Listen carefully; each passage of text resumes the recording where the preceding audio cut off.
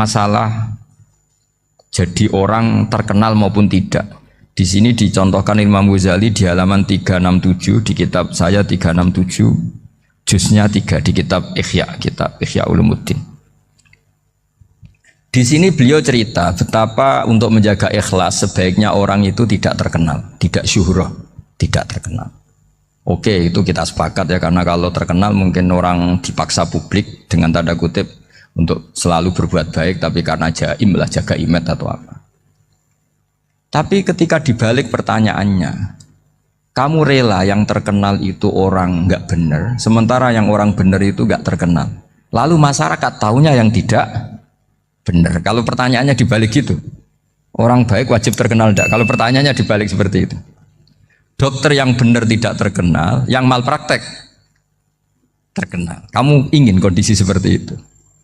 Gak ingin kan? Kampus yang bagus gak terkenal, kampus yang bagus gak terkenal, yang gak bagus. Nah, artinya apa? Gara-gara olah kata, olah pikiran, ini logika jadi rubah. Lagi-lagi apa? Jawaban itu ada di kata-kata sebetulnya. Makanya bab-bab seperti ini tidak usahlah kita berdebat, berpolemik. Sebaiknya orang itu humul, menutup diri, apa sebaiknya orang terkenal, itu nggak perlu seperti itu. Sudah terserah Tuhan saja. Makanya saya mulai dulu ngaji sampai sekarang itu ya tidak punya punya ikon tertentu atau punya website tertentu, enggak. Sudah terserah pangeran. Sudah saya juga tidak sok suci materialistik atau enggak, ya tidak mikir saya. Bukan apa-apa ya, karena saya ini kiai, jadi biasa urusannya sama Allah, tidak sama makhluk. Jadi pusing kalau sama sarah-sarahnya makhluk itu pusing. Meskipun rektor kalau nasihati saya pasti tidak saya terima, itu tetap makhluk, itu sudah ada ngefek. Kalau saya itu sudah ada itu. Bukan karena saya sombong, ya memang makhluk betul gitu, bukan cuma nasibnya bejo aja, tapi makhluk tetap makhluk. Saya beri contoh ya. Ini makalah yang ditulis Imam Ghazali. Ya, i'lam aslahaka Allah anna aslal jah wa intisarus sayyid atau sayyidi wal istihar. Wa huwa mazmum itu.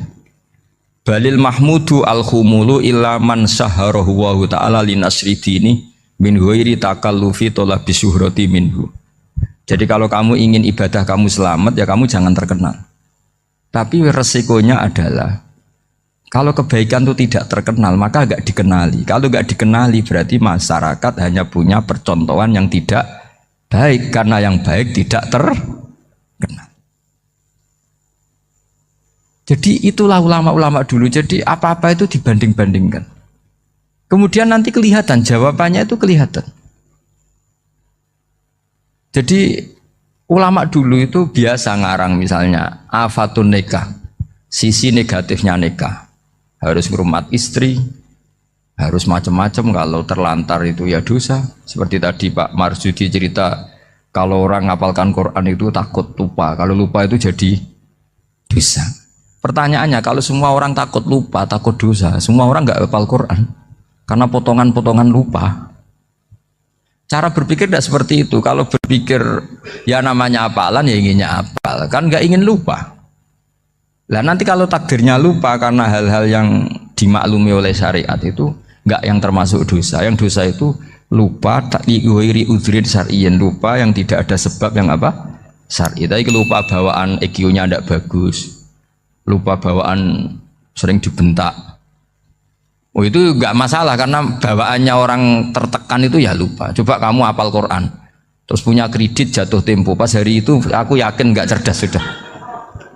Itu bawaannya orang tertekan tuh pasti lupa. Jadi ya saya teruskan ya. Jadi terus ada makalah yang sangat bagus sekali tentang itu. Saya baca ya. Wa yadullu ala dzalika anna Allah azza wa jalla amaral anbiya'a bi idharil amali lil iktida wa khassahum bi mansibin nubuwah. Wala yajuzu ayyudhanna bihim annahum khurrimu afdhalal amalen. Jadi orang yang terlalu mendewa-dewakan khumul itu menutup diri. Oke, itu baik, karena dengan khumul, dengan menutup diri Anda tidak riya, Anda tidak pamer. Tapi kata Imam Ghazali, kamu juga harus ingat, di antara syaratnya Nabi itu harus mengumumkan kalau beliau itu seorang Nabi. Harus memaklumatkan kalau beliau seorang Nabi supaya bisa diikuti. caranya sholat harus diumumkan, sehingga Nabi itu mengatakan harus jamaah. Karena dengan cara jamaah itu bisa solu kama ra'aitumuni usolli. Coba kalau Nabi sholatnya nggak diperlihatkan, kamu harus sholat yang benar. Caranya gimana ya Rasulullah? Itu rahasia. Bingung nggak kira-kira? Bingung nggak? Ya misalnya amal rahasia selalu lebih baik. Terus ada pertanyaan, Nabi ngendikan kamu sholat yang benar. Caranya gimana Nabi? Ya itu rahasia. Terus gimana coba? Tapi Nabi ngendikan apa? Shollu kama ra'aitumuni usolli. Ya sudah, kamu sholat niru saya sholat. Berarti Nabi sholatnya diperlihatkan apa disembunyikan? Diperlihatkan. Jadi begitu juga saya berkali-kali bilang, orang tahu kalau itu bidan ya berdasar tulisan itu bidan. Tahu kalau itu dokter gigi ya itu dokter gigi. Jangan sampai gara-gara tidak ada tulisan mau beli alat bangunan di dokter gigi, mau periksa gigi di toko bangunan. Gara-gara apa? Nggak ada maklumat. Nah, di sini ulama-ulama selalu memaklumatkan dirinya. Termasuk Imam Ghazali ketika ngarang kitab dinamai Ihya Ulumuddin, bahwa kitab ini bisa menghidupkan ilmu-ilmu agama yang mulai hilang. Begitu seterusnya. Jadi ini ngaji ya, jadi orang itu harus ngerti ya, jadi jangan nuruti emosi sendiri atau logika sendiri bahwa saya suka humul, ya monggo, agama Islam menyediakan sarana itu. Uzlah itu ya punya sisi kebaikannya sendiri. Tapi syuhrah terkenal asal tidak nuruti nafsu juga punya sisi kebaikannya sendiri. Setidaknya umat ini punya satu master kebaikan yang mudah diakses. Tapi tadi saya ulang lagi, jangan karena hadun nafsi, jangan karena kepentingan pribadi. Makanya di sini disebutkan wa yadullu ala dzalika ay ala syuhrah anna wa ta'ala amarul anbiya bi idzharil amal lil iktida. Allah selalu memerintahkan para nabi kalau ngamal kebaikan ya harus dimunculkan supaya bisa ditiru. Yaitu tadi kita tidak bisa bayangkan kan kalau misalnya Nabi menyuruh kamu harus sholat yang benar, kemudian sholatnya Nabi sembunyi. Lalu ditanya, Nabi saya niru siapa? Wah itu rahasia, kamu nggak boleh lihat sholat saya, saat takut tidak ikhlas. Ribet kan? Sehingga jamaah itu statusnya tetap harus. Nah bedanya harus ini ulama berpendapat harus yang apa? Fardu kifayah. Tapi fardu itu maknanya harus. Tapi bukan berarti kalau nggak jamaah sholatnya nggak sah, nggak. Tapi statusnya jamaah tetap apa? Harus. Nah barokahnya harus ini orang yang baru sholatnya langsung benar karena ada yang diikutin. Coba kalau mantan dukun baru sholat terus sholat sendiri, itu mesti mirip mantra itu. Karena dia tidak ada master percontohannya. Tapi barokahnya ada master, orang paling bodoh pun kalau sholat ya benar, karena standar ada komandonya, ada imamnya.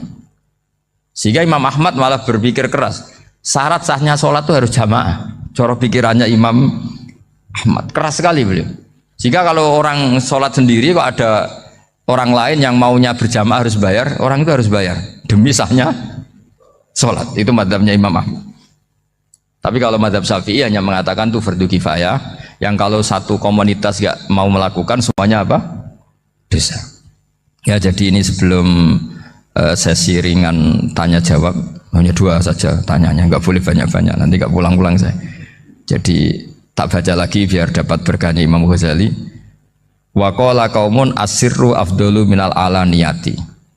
Terus kata sebagian ulama al alaniyah itu afdal minas sirri. Terus diperbandingkan baik yang mana amal dipertontonkan sama ndak. Terus kata Imam Ghazali, kalau orang itu bisa jaga tidak riya, maka sebaiknya dipertontonkan karena kebaikan harus yang muncul, bukan yang tidak baik yang muncul. Makanya ketika memaklumatkan diri sebagai ingin jadi generasi khairah ummah, itu kalau diterjemah itu kan wow, khairah ummah, umat terbaik. Itu kan kayak agak angkuh. Tapi nggak apa-apa, itu nggak apa-apa. Masa kita kampanye siap degradasi moral kan ya lucu kan, masa jualan gitu kan ya lucu. Kita memang ingin mengkhidmati ummah, berbakti dengan umat, membantu supaya jadi generasi khairun apa? Ummah. Tidak apa-apa, dimaklumatkan supaya dengan itu umat punya sarana. Oh kalau ingin jadi khairun ummah kuliah di sini. Jangan lalu enggak gitu. Ya sama kita dokter, maklumatkan saja dokter gigi, dokter kandungan, dokter bedah. Sehingga orang kalau mau bedah ya jangan ke dokter kandungan.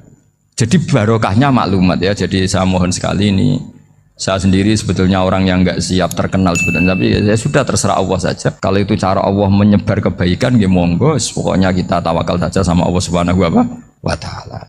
Assalamualaikum warahmatullahi wabarakatuh.